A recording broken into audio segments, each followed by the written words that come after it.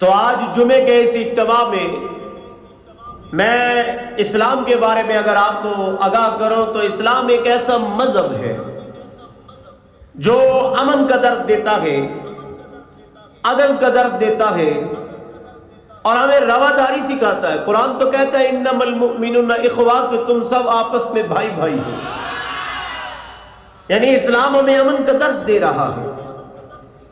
اور مجھے اور آپ کو تو حکم ہے کہ تم ایک رب کی عبادت کرو، اور وہی رب تو بے نیاز ہے۔ سورۃ یونس کی آیت مبارکہ میں اللہ پاک فرماتا ہے واللہ یدعو الی دار السلام ویہدی من یشاء الی صراط مستقیم۔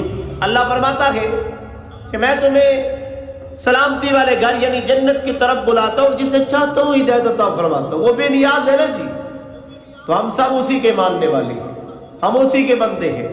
اسلام امن کا درد دیتا ہے، اخلاق کا درد دیتا ہے، عدل کا درد دیتا ہے، رواداری سکھاتا ہے، بھائی چارہ قائم کرنے کا حکم دیتا ہے۔ تو اس لیے معاشرے میں مجھے اور آپ کو چاہیے کہ ہم امن کا درس دیں، ہماری وجہ سے کسی کو تکلیف نہیں ہونی چاہیے۔ اور پھر اگر کوئی ہماری بات کسی کو بتاتا ہے، ہماری بات کو کسی سے کرتا ہے، توڑنے کی کوشش کرتا ہے، تو یہاں بھی قرآن ہمیں اصول بتاتا ہے۔